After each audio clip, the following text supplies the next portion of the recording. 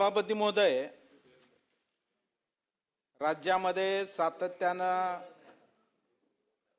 शिक्षकांकडे जी असलेली अशैक्षणिक कामे आहेत ती काढावीत आणि आम्हाला विद्यार्थ्यांना फक्त शिकवण्याचं काम ठेवावं यासाठी सभापती महोदय वेळोवेळी अनेक शिक्षक संघटना, अनेक आमचे सर्व शिक्षक लोकप्रतिनिधी सुद्धा वारंवार शासनाकडे पाठपुरावा करतात. सभापती महोदय, एवढंच नव्हे तर मागे झालेल्या राज्य शिक्षक पुरस्कार वितरण समारंभामध्ये सुद्धा मंत्री महोदयांचं मी लक्ष अधोरेखित करू इच्छितोय की तत्कालीन मुख्यमंत्री एकनाथरावजी शिंदे साहेबांनी सुद्धा त्या ठिकाणी सांगितलेलं होतं की यापुढे कुठलंही शिकवण्याशिवाय इतर कुठलंही काम शिक्षकांना लावण्यात येणार नाही.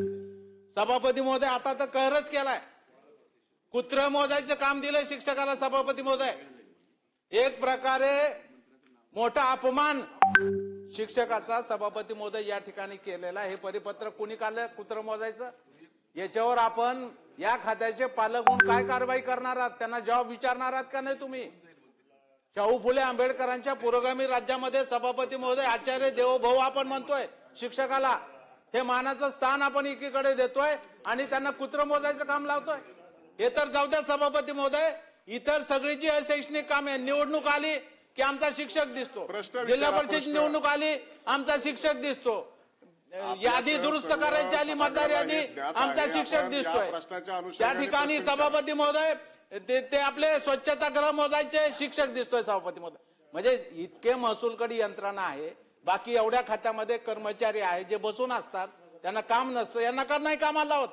सभापती महोदय, आता निवडणुकीमध्ये तर सभापती महोदय एकच मिनिटात सभापती महोदय याची दाहकता मी आपल्या लक्षात आणू इच्छितो. आपण पण शिक्षक आहात. आता एका शाळेमध्ये 60 शिक्षक, 45 शिक्षक कालच्या निवडणुकीच्या कामाला घेतले जिल्हा परिषदच्या. 15 शिक्षकावर 2000 मुलं कशी सांभाळायची? कसं त्या ठिकाणी संचालन करायचं? एका वर्गात 60 50 मुलं असतात. सभापती महोदय, कशी शाळा चालवायची? सभापती महोदय, आणि त्यांना विनंती केली कलेक्टरला तर लगेच सांगतात तुमच्यावर पोलीस गुन्हे नोंद करू म्हणून भीती दाखवतात. सभापती महोदय, म्हणून ही भाषण नाही सभापती महोदय, हे पोटतिडकीनं मी या ठिकाणी मानतोय की एकीकडे तुम्ही आमच्याकडून गुणवत्तेची अपेक्षा करता, तरी सुद्धा हे सगळं काम करून माझा शिक्षक ज्यादा तास घेऊन विद्यार्थ्यांना घडवण्याचं काम करतो. कारण विद्यार्थी आमचं दैवत आहे.